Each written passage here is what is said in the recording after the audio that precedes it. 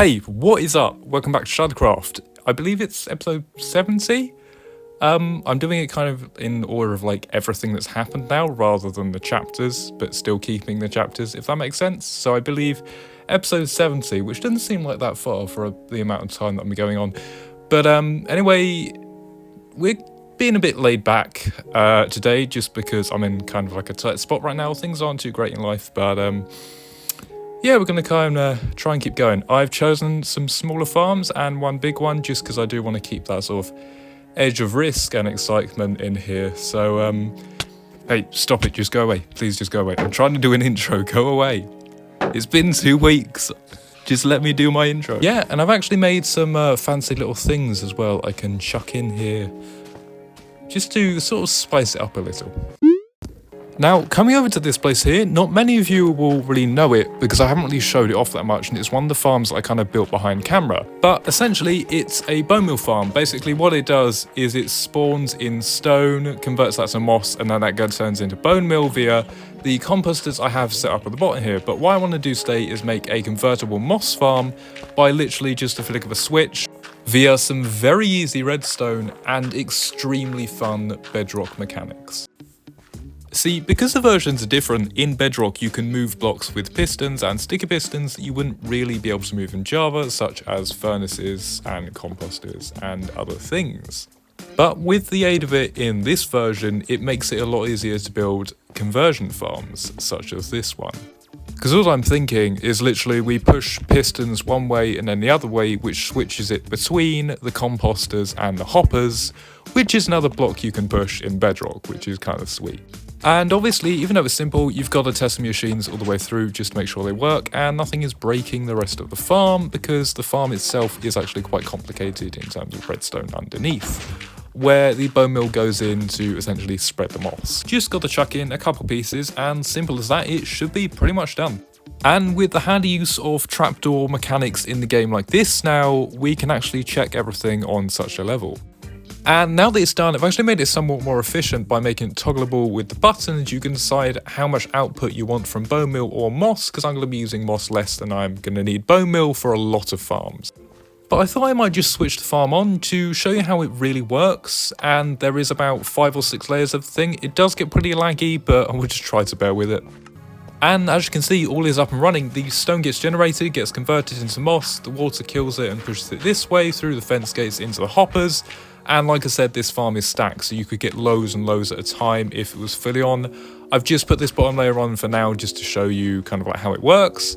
But as you can see, the hoppers are switched, so I'm actually getting more bone meal than I am moss right now, but obviously I can switch it back to more moss than bone meal. Also, something else with the design is that you get the azalea trees and the carpets from it as well, which is super duper helpful, especially if you're trying to spice up a place or add a bit of nature or a bit of flourish or a bit of fluorescence.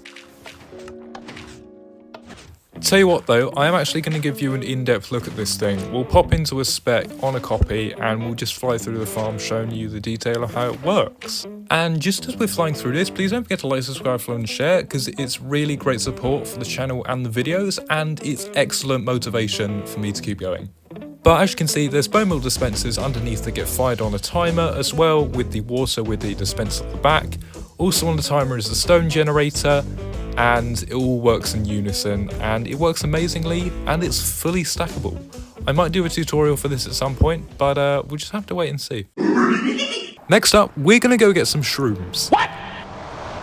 On the mushroom fields and the mushroom island, where the mushrooms live, because obviously you can get soup there as well, so we can get more than one farm there. I've actually got a very cheap and nasty design in mind, and I actually chose the mushroom island or the mushroom fields over the dark oak forest just because there isn't as much stuff in the way while you're building, and also it spreads the farms out a little bit, so you do actually go to every single biome, since I do have a portal to every biome, which is one of the videos on the channel, so if you want to check it out, feel free. But now, after finally gathering all and everything we need, we can finally go and build this damn thing. We're off to see the mushrooms, the wonderful mushrooms of all, because of all the wonderful fungi they does. We're off to see the wizard, the wonderful Wizard of Oz, because of all the wonderful fungi they have.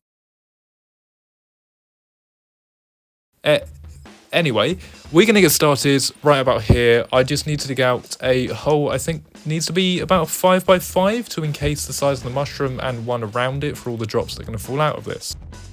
Then it's just les pistons, which are going to push up our observers and our dispenser, simultaneously causing bone meal to be spat violently out at the mushroom.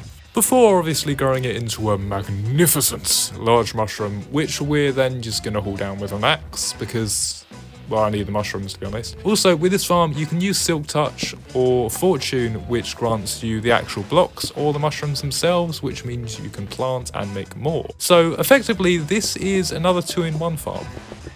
So that's the farm finished, and sorry for the rain and the darkness. I didn't bring a bed with me idiotically, and that does explain the phantoms and the insanity. Yeah, so I'll see you in the morning. Finally, dusk. Or is it dawn? I can't remember. Anyway, the farm is done, and I actually set up this one at the opposite end of the island. This is the red one, runs on this same exact mechanics, same exact farm, works with both mushrooms, and you get small and the actual blocks out of these as well. You stand on this pressure plate in the middle, it sends up a bone meal and dispenser, with observers behind which automatically fire it, growing any mushrooms that you place down. Break all of this, it all goes into a water system, which instantly goes into use, so you can keep replanting them and or collecting the blocks. And now to return for the final one, which is admittedly hard and not soft, easy, yes, easy to do. There's kind of a balance between it because of where it is, but also how big it is and the materials. But first of all, we've got to make sure we keep our shrooms hidden away and safe. Don't want anyone finding these. So yes, like I said, it's hard and easy to build this mob farm. It's easy because of the resources. It's not too much, but it does apparently give good rates. The hard bit is finding out where to build it, because I don't really have a predefined location like I do for some of the other farms. And I'm thinking about doing it in a certain crossroads area that would work really well. And so here we are, we just need to come up here and essentially we're going to build up, I think it's about 128 blocks above this pond instead of the ocean, and this should hopefully reduce mob rates underneath, which should increase mob rates on the farm. I might still have to do a bit of spawn proofing, but it shouldn't take too long, especially when I start building in this area. And if you're wondering what I was talking about when I mentioned a crossroads, then we're actually in the midst of it now. So over here you have your gravity or normal mountains, over here you have a savanna, and then down the bottom there you have a plains and a sunflower plains, and this is the centralmost point I could find between all of them. And the mob farm is going to be built here, so we're going to kind of build up around this place eventually, and really kind of like intersect the villages and the cities that go around here, because I think it will look really, really cool. And to be fair, the portal isn't too far away from the farm, so it should render in and actually spawn things as soon as you get to this area. But this is where we get started with the build, so I'll grab the stuff and I'll meet you up here. Oh, hello again. Kind of went serpentitious there for a second. Anyway, yes, so I've got all the stuff now, and we're just going to get building straight away off the bat. It might be a time lapse, I'm not sure. I've got kind of a new way of building stuff, which works with smaller farms like this. So let's jump right in.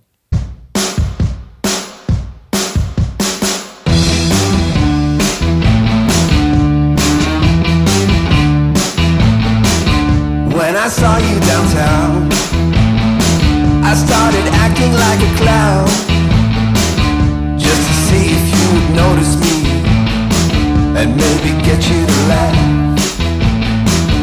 I did get some attention from the girl right next to you. Then all my friends saw me fleeing for my life. So that was just one layer, and that took me around half an hour. I've got to do 6, and a roof, and some extra bits on the bottom. So I think we might just go into super fast build mode very quickly. I gotta run, run, run. I gotta steal love.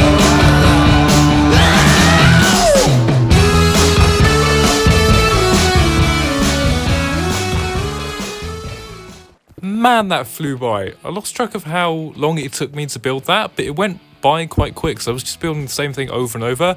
This is the top final layer, which is why it looks a bit different with the black blocks, and I've actually used some polish diorite to notify me that it is the top thick layer.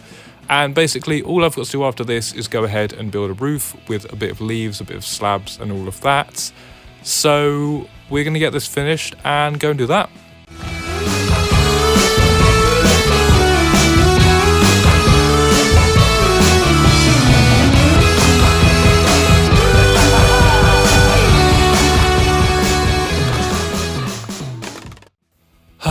That is a great site though, and I might turn this into something like I did with the bee farm in the end, or I could just leave it as is. I could even add futuristic things or a bird carrying it or something like that, but that's all up to the future. The mob farm is now done and I'm super duper happy. It does work, I have used it a couple of times, but just because we are running out of time here, there is just one last thing I want to show you over in the distance, which some of you may have seen quite recently, because a certain event came up quite recently as well. To be honest, I couldn't miss this out. This is just beautiful. Any sunset in the game I just fly into, it's just amazing. It looks really, really cool. Anyway.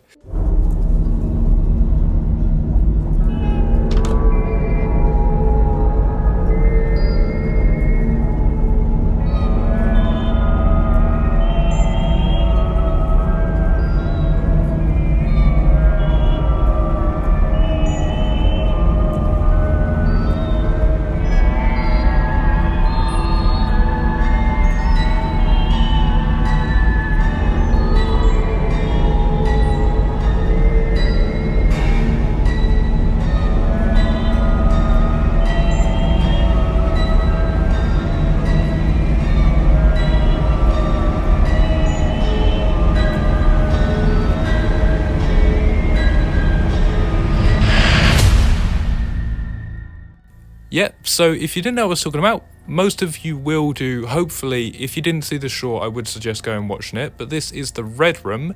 It was subjective at the time, and it's what I built for Valentine's Day. I'm in the place where I build all the rooms for the different holidays and the events. I've done one for kids in need, I've done one for fireworks night, I've done one for other things. There's a whole Halloween build out the side.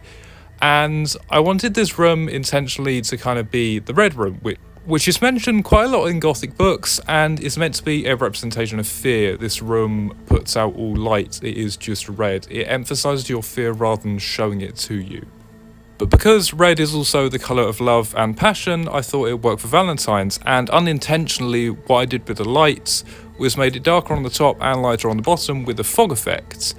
Therefore, kind of giving it this emphasis on the fact that there is a very thin line between love and hate, which I think is an amazingly cool detail. But if you want to see more amazing stuff and possibly suggest things for future videos, please don't forget to like, subscribe, follow and share, and possibly leave a comment as well. I love the feedback and the constructive criticism. And consider checking out my Twitch at twitch.tv/ShadowDragon58. I could even be live right now. BT dubs, before we go, if you want to follow me on my socials, then feel free. Here we go. Hopefully you all had a lovely time today, and I'll see you hopefully really soon. Well, not soon, but soon enough.